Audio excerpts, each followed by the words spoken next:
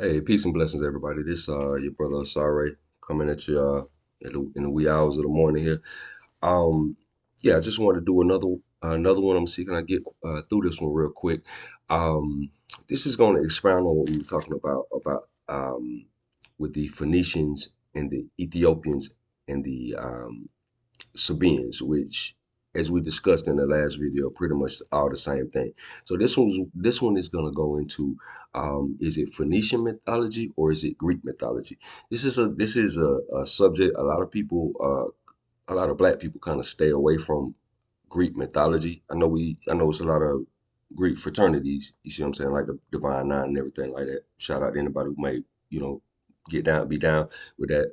But this is going more so into Greek mythology. Like, what is it? Because in a lot of these videos, I make the distinction between the Hellene Greeks, which is pretty much from 700 BC to 323 BC, from when Hesiod writes the Theology to when Alexander the Great dies. And what's prior to that in the whole Greek thing are not the Greeks, the Hellenistic Greeks that we're used to seeing in the more modern era, or whatever case maybe you could say. You start getting into your Minoans, your Mycenaeans. You start getting into the Pelasgians. The Pelasgians are the ones who built um, Attica and Athens and everything like that. Perseus of Greek mythology was a Pelasgian and everything like that. And then you start to get then when you start to get into that, prior to that, you start to get into a lot of stories about giants and things like that. And we're going to get into some of that, but we're going to correlate it with some bibliography. Now, this is gonna build off of everything we've been talking about. Okay, so let's kind of do a recap on some of the stuff we spoke about, right?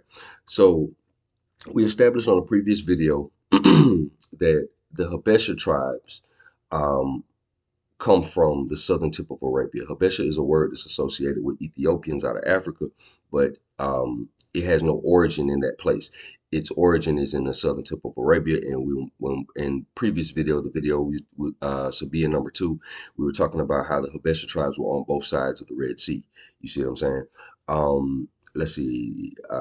Another point is that according to the Habesha tribes are from South Arabia, but it's associated with African Ethiopians, right? So Phoenicians come from, as Herodotus says, the Red Sea. So the Habesha tribes on both sides of the Red Sea, according to what we established in the previous video. Um, but that's a word associated with the country Ethiopia. Um, Phoenicians say the excuse me, Herodotus says the Phoenicians come from the Red Sea. So this is around the same area, right? Prehistoric Nations by John Baldwin, among other sources, because this is a common recurring theme. We get in this same thing. It suggests the Erythraean Sea, right? Which is present day Indian Ocean and Persian Gulf. So that's the Erythraean Sea. So the sea that corresponds to the southern tip of Arabia, or whatever, that corresponds to the Indian Ocean and the Persian Gulf, or whatever case may be.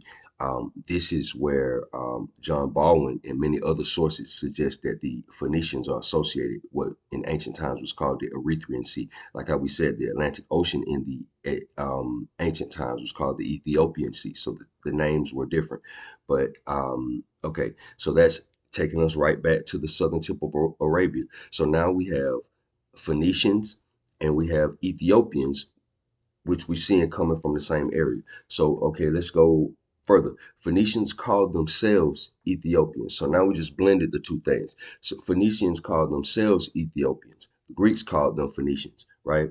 The Nubians and Egyptians considered themselves Ethiopians also. So when we say Phoenicians, Carthaginians, Canaanites, all those are qualified, historically qualified as Phoenicians. When we start talking about Phoenicians, we start talking about the Libyans, the Berbers and stuff like that in North Africa and stuff like that. In the ancient far gone period of time, that whole region of North Africa was considered to be Libya, and that was associated with the Phoenicians.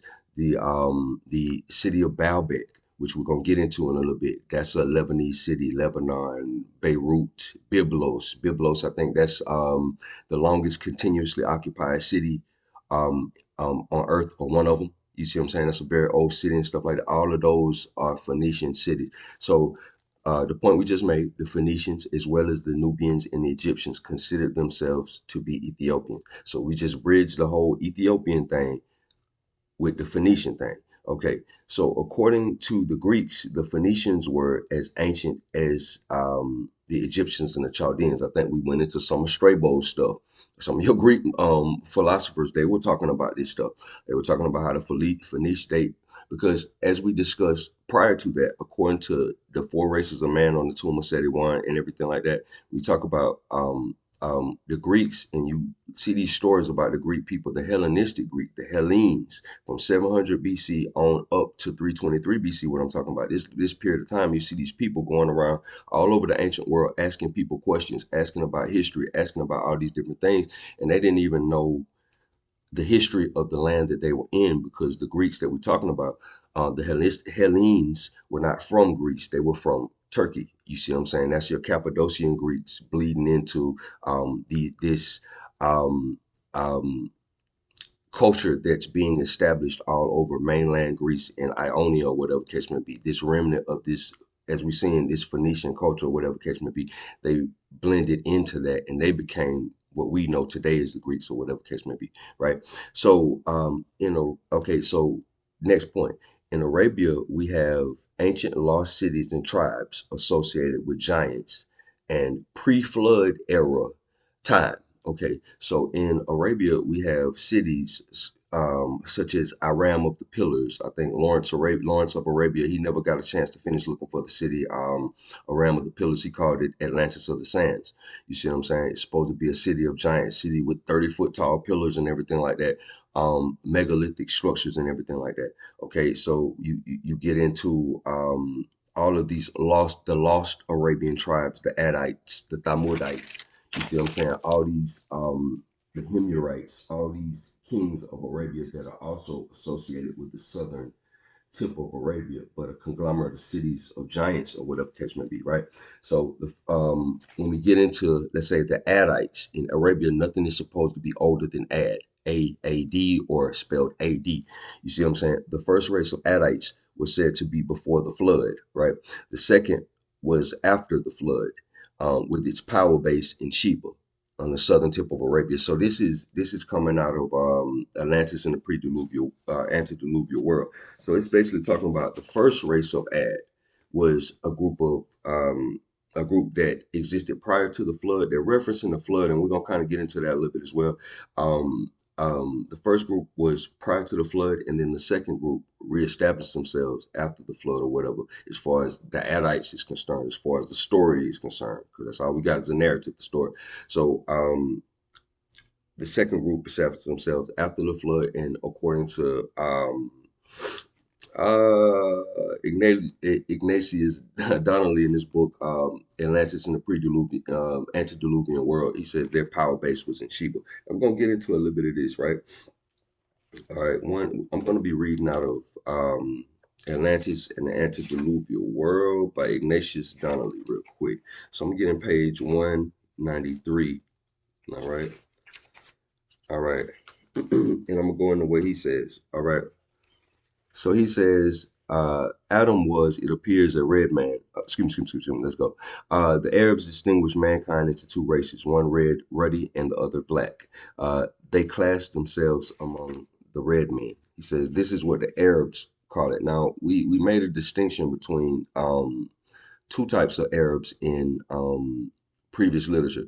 We talked about the Semitic Arab, which we see today, or what have you, because we were dealing with Jeremiah's the four races of human beings, or whatever case may be.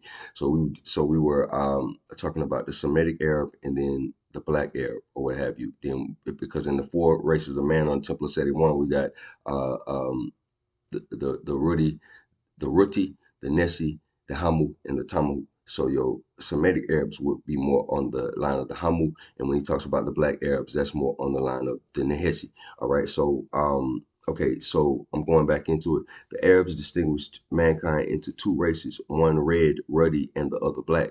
Okay, so as we get into this, it's gonna talk about the Ruti. You see what I'm saying? The Ruti is gonna be one of those red races, and how we talked about the Ruti. as it pertains to geomancy, it's divided up into a couple of different, at least three different divisions or whatever case may be. So when they're talking about the Ruti, they're talking about um, what the Egyptians considered themselves as. All right, um, an ancient group, an ancient race of people, or what have you. Okay, the Arabs distinguished mankind into two races: one ruddy, and the other black. They classed themselves among the red men. Not only was Adam a red man, but there is evidence that from the highest antiquity, red was a sacred color. The gods of the ancients were always painted red. If I'm not mistaken, Satuki is also associated with the color red.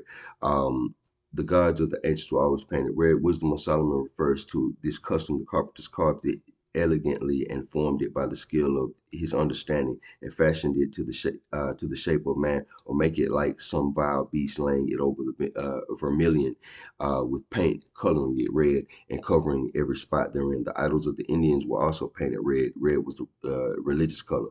The Cushites and Ethiopians, early branches of the Atlantean stock. So what he's talking about, like how we talked about in the previous video, um, when we start talking about the Cushites, Ethiopians, or whatever, we start. You can't help but to go back when you get into this pre-Egyptian thing.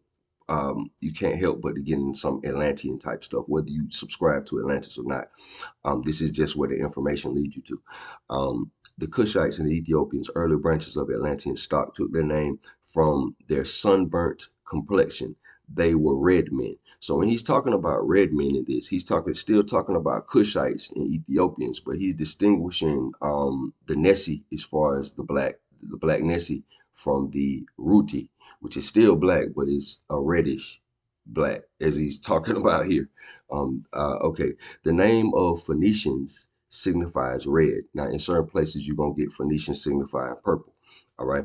Himyar, the prefix of the Himyaritic Arabians, also means red, and the Arabs were painted red on the Egyptian monuments. The ancient Egyptians were red men that recognized four races of men. There we go again. I talked about that in that geomancy or whatever. We can get back into it. The red, the yellow, the black, and the white. They themselves belong to the Rut, or the red men. The yellow men they call Namu, or as Jeremiah said, Hamu, like we just said. It included the Asiatic races. The black men were called Nahisu, and the white women were called Tamahu. The following figures are copied from Knott and Gliddon's Types of Mankind, page 85, and were taken by them from the great works of Belzoni, Champollion, and Lepsius. Now they getting this from the Temple of Sabean that Jeremiah was talking about, that we've been talking about this whole time. They're just not calling them. They call them yellow, red, black, and all that. Okay, in later ages, so desirous were the Egyptians of preserving the artistic distinction of the color of their skin that they represented themselves on the monument as of a crimson hue, an exaggeration of their original race complexion. In the same way, we find that the ancient Aryan writings divided mankind into four races. Remember, we were talking about the Aryans are Cushites. So this same stuff that I'm talking about, that's on the Temple of Seti, they had access to the same information because these are the same people. Basically, they're just a different phase of them. All right. Let's see here. In fact, the word for color in Sanskrit, varna, means caste. The red man, according to the Mahabharata, were the uh, Kshatriyas, the warrior caste, who were afterwards engaged in a fierce contest with the whites, the Brahmins, and were nearly exterminated, although some of them survived. And from their stock, Buddha was born. So that not only the Mohammedan and Christian, but the Buddhist religion seem to be derived from branches of the Hamitic or red stock. So when we talk about Hamitic, you know what I'm saying? He's talking about Ham, as far as that's a biblical connotation, but it's also a whole language group, and it's become so ingrained in how we view language and race and stuff like that on the planet or whatever, that it's a thing. So Hamitic, or he's calling the Hamitic stock the red stock. We still talking about the same people. We still talking about Nubians, Egyptians. We still talking about the same group of people, Cushites or whatever, but they just dividing them into red, um, the red stock as opposed to the black. The great Manu was also of the red race, right? Manu the lawgiver in Hinduism. I know in the Vedic tradition, I know we were talking about Ishvaku, how the Hyksos are related to, take their lineage from Ishvaku. Ishvaku is like the son of Manu. So just to kind of put it in context, remember we were talking about how the Hyksos are Cushites or whatever case may be, or they derive from Cushites. If Manu is red and Cushite and Ethiopian, according to this, then what would Ishvaku, his son, be? So so I'm just saying that's the root that this is coming from. The Egyptians, while they painted themselves red, brown, let's see here, represented the nations of Palestine as yellow brown and Libyans as yellow white. The present inhabitants of Egypt range from a yellow color in the north parts to the dark bronze. Tyler is of the opinion that the ancient Egyptians belonged to a brown race which embraced the Nubian tribes and to some extent the Berbers of Algiers and Tunis. He groups the Assyrians, Phoenicians, Persians, Greeks, Romans, Andalusians, Britons, dark Welshmen, and people of the Caucasus into one body and distinguishes them as dark whites. Okay, the Himyarite Arabs, as I've shown, derived their name originally from their red color, and they were constantly depicted on the Egyptian monuments as red brown. Herodotus tells us that there was a nation of Libyans called Maxians who claimed descent from the people of Troy. Okay, the walls of Troy, who shall see, were built by Poseidon. That is to say, Troy was an Atlantean colony. The Maxians painted their whole bodies red. The Zaphsians, the ancestors of Zouaves of Algiers, the tribe that gave their name to the French Zouaves. I'm messing up words left and right. Also painted themselves red. Some of the Ethiopians are copper colored, right?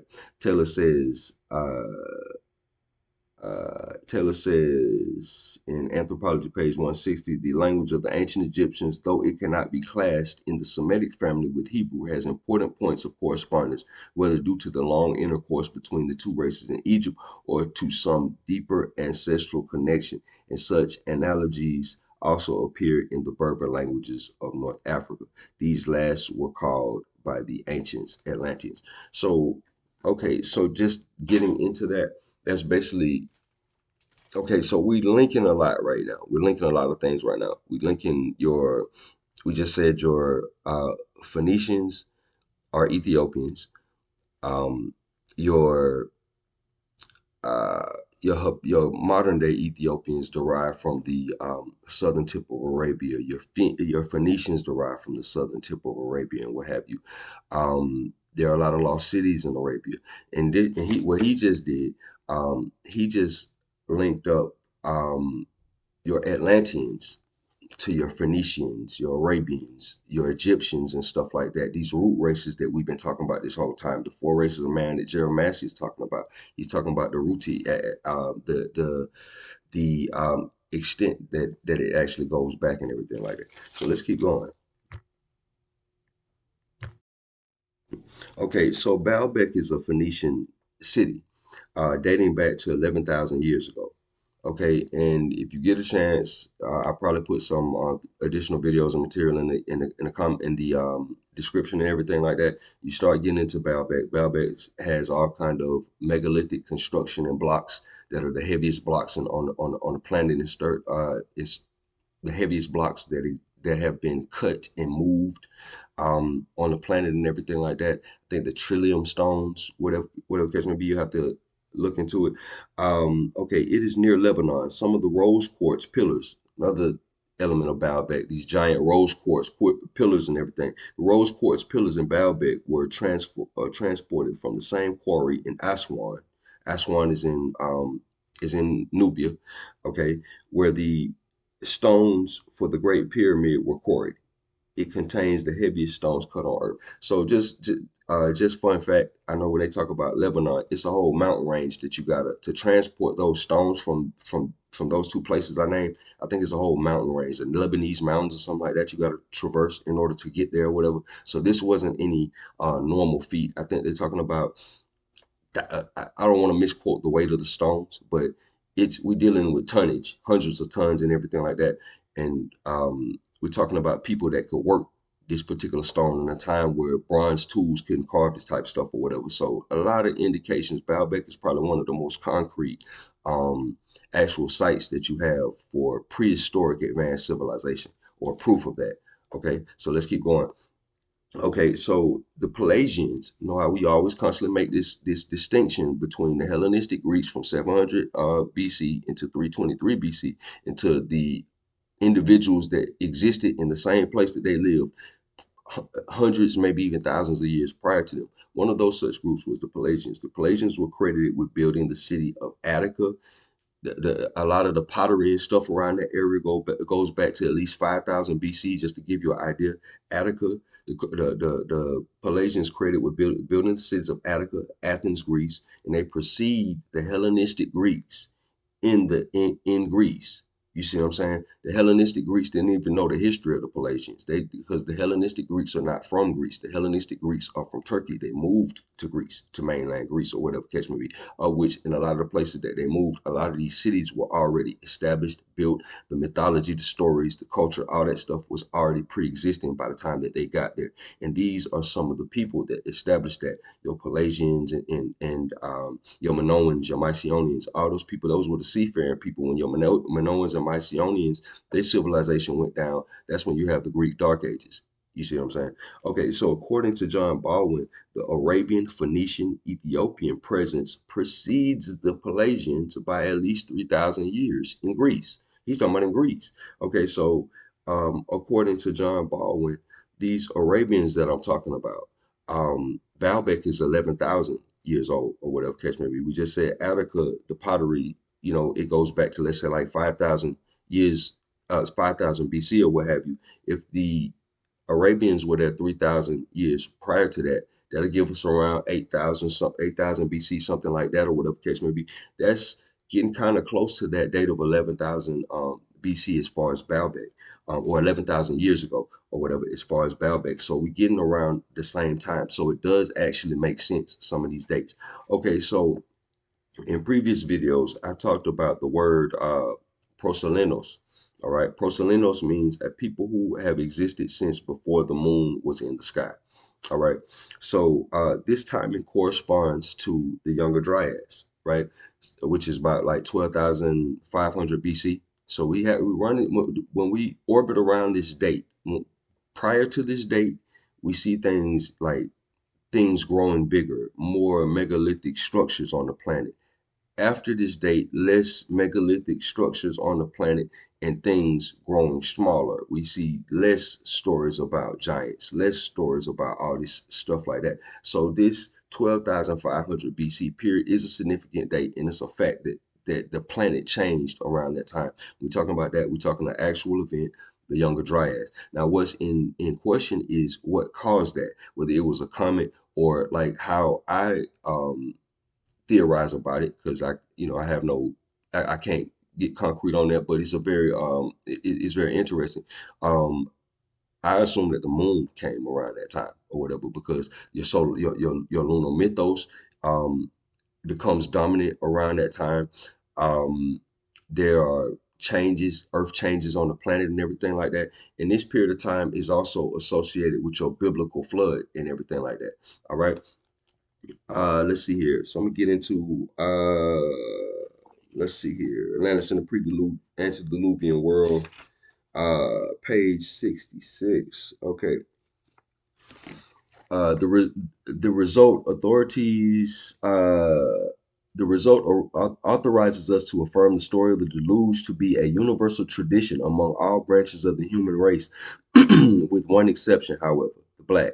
Now, a recollection thus precise and concordant cannot be a myth voluntarily invented. No religious or cosmogonic myth presents this character of universality. It must arise from the reminiscence of a real and terrible event, so powerfully impressing the imagination of the first ancestors of our race as never to have been forgotten by their descendants. This cataclysm must have occurred near the first cradle of mankind. What we've been talking about this whole time, go back to some of those videos that we did about the pygmies, about the Twa, about how the Yggdrasil and the Tree of Life and the Nine Realms, all in your Norse mythology, all that is inspired by where the Twa come from, because you have a ecosystem with various different climates and temperate extremes and things like that. You have volcanoes on one end, you have a rainforest on one end, you got snow on one end. That's where your 9 realms, the idea of your 9 realms in your Norse mythology comes from. This is where the idea of Mount Olympus comes from. This is where the idea of Mount Meru, all that comes from, or whatever case may be. It's talking about the Ethiopian rainforest, or whatever case may be. This is the Garden of Paradise. This is the Ethiopian rainforest at the foothills of the mountains of the moon, with the source of the Nile River, whatever. The Nile River in Greek mythology, that's Oceanus. You see what I'm saying? Yeah, so what they saying here thus far is pretty much what we've been kind of painting the picture with. You're gonna have to go back into some of those other videos as far as like the pygmies and stuff like that. But when you listen to some of that, you're gonna see the same thing, or whatever case may be. So he's saying all these when mankind was closer before it got spread out, or whatever case may be, this was a common story. And then it got spread out all across the world, or whatever case may be, and they took this story with them. So let's keep going. Okay, this cataclysm must have occurred near the first cradle of mankind and before the dispersion of the families from which the principal races were to spring. For it would be at once improbable and uncritical to admit that at as many different points of the globe as we should have to assume in order to explain the widespread of these traditions, local phenomena so exactly alike should have occurred, their memory having assumed an identical form and presenting circumstances that need not necessarily occur in the mind in the same case. Okay, this page 67.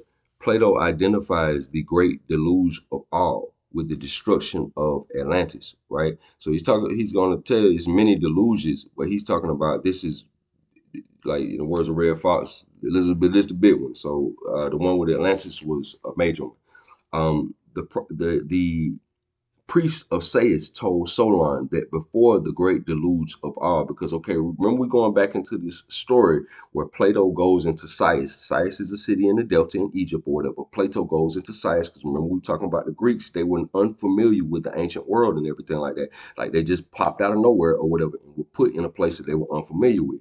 Okay, that's a whole nother conversation.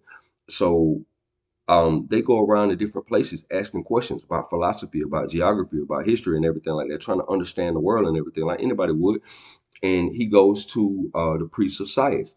And Solon, which is an ancestor of Plato, he says that before the great deluge of all, Athens possessed a noble race who performed many noble deeds. He's not talking about the Hellenistic Greeks. He's not talking about the Hellenes. He's talking about the people that the Hellenes are writing about. He's talking about the people that existed in that same land prior to the Hellenes. Okay, the priests of Sais told Solon that before the great deluge of all, the Athens possessed a noble race who performed many noble deeds, the last and greatest of which was resisting the attempt of Atlantis to subjugate them. Because in the story of Atlantis, it's Atlantis and they're fighting against Athens.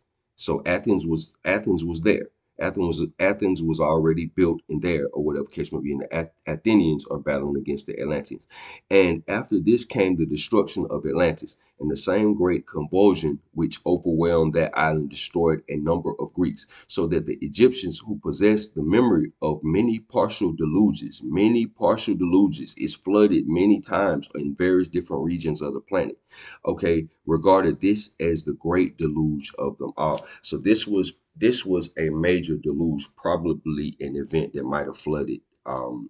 If there was such a thing, an event that flooded the whole planet, this would have been it. And I'm charting it with the Younger Dryas. I'm saying that the flood is basically synonymous with the Younger Dryas. We may be in disagreement with what we think caused the Younger Dryas. I think it might have been the moon because I'm looking at the change in the religious significance from Sabeanism, the star worship, to the lunar variant of the Sabeanism or whatever. Because at one point the moon wasn't a factor, and at one point the moon becomes a factor. You even got mythology like Sekhmet and the vengeful Owl Ray.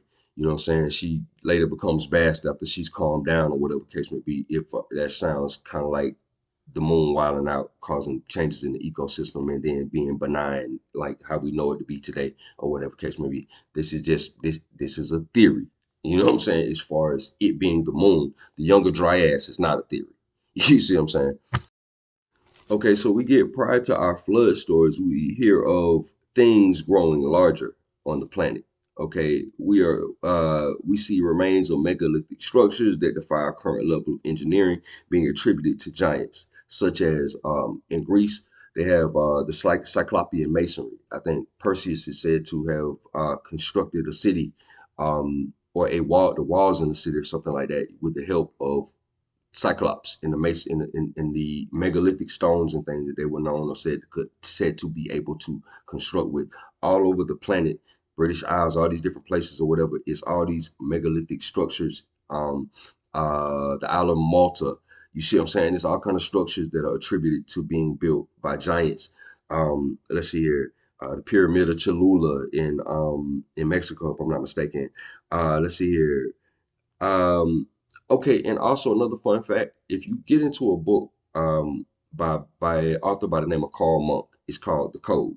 Okay, it talks about basically how latitude and longitude were actually encoded in the megalithic structures. So these ancient people knew about latitude and longitude, and they actually encoded it into the structures of these megalithic structures. And it's a whole nother long story about that.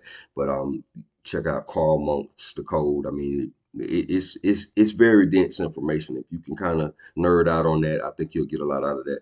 Okay, so if the Phoenician culture is that old, it should reflect many of the elements previously discussed. Phoenician mythology is often viewed as Canaanite. However, Greek mythology is based on Phoenician mythology.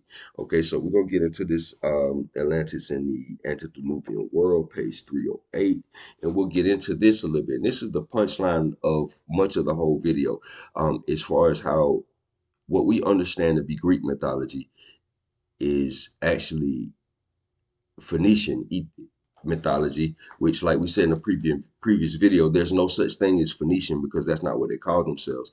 Ethiopian. So Greek mythology is actually Ethiopian mythology. Like how we said, Mount Olympus ain't Mount Olympus in Greece. Mount Olympus is the mountains of the moon. That's where they get that from. You see what I'm saying? So let's get into this. Okay, all right. So nor alone were the gods of Greece of the Greeks deified kings of Atlantis, but we find that the mythology of the Phoenicians was drawn from the same source. For instance, we find in the Phoenician cosmology that the Titans, Rephaim, Rephaim, derived their origin from the Phoenician gods Argos and Agratos.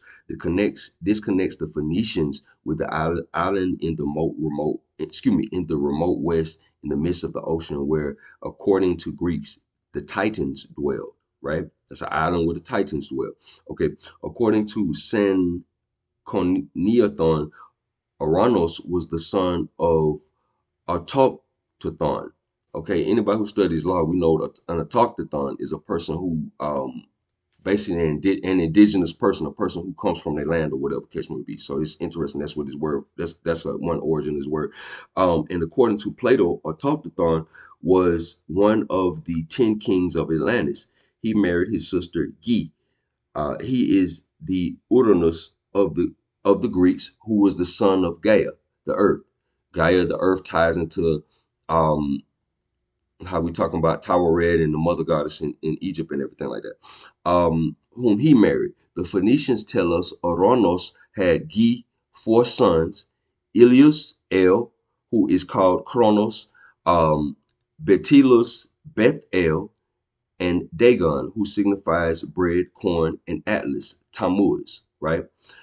Here again, we have the names of two other kings of Atlantis. The four sons probably represented four races, the offsprings of the earth. The Greek Uranus was the father of Kronos and the ancestor of Atlas. The Phoenician god Uranos had a great many other wives. His wife Ge was jealous. They quarreled, and he attempted to kill his children he had by her. This is the legend which the Greeks told of Zeus and Juno. In the Phoenician mythology, Kronos raised a rebellion against Oranos after a great battle dethroned him. In the Greek legend, it is Zeus who attacks and overthrows his father Kronos. Oranos had a daughter called Astaroth, another called Rhea, and Dagon, after he had found out bread corn and the plow, was called Zeus Erotheus. We find also in the Phoenician legends, one second. Okay, we find also in the Phoenician legends mention made of Poseidon, founder and king of Atlantis. Now, Poseidon is a big deal to the Phoenicians. The Phoenicians, as far as like the sailing and all that, or whatever case may be, they viewed the fish as sacred. They had temples with fish in it and stuff like that. They viewed the sea creatures as being sacred or whatever because Poseidon was a big deal. Just like in Egypt, Khnum was a big deal and everything like that. I know we equated Shiva with Bes in earlier videos, but it's a lot of literature I've run into that have, in a far gone era that have equated Shiva with Poseidon because Shiva has a trident. Um, yeah, I know Clyde Winters, he goes into some information in regards to the Ma Confederacy. He talks about Ma being, you know what I'm saying, like as in the fish. So they had a confederation of various different groups all over the planet that were combined or bound together or whatever. And we could see that based on their collective iconography of the fish. So that's just another thing. Okay. Kronos gave Attica, we're talking about Attica being built by the Pelasgian, uh, in a previous, in previous information, Cronus gave Attica to his daughter Athena. Athena is who Greece is named after. As in the Greek legends, in a time of plague, he sacrificed his son Ouranos and circumcised himself and compelled his allies to do the same.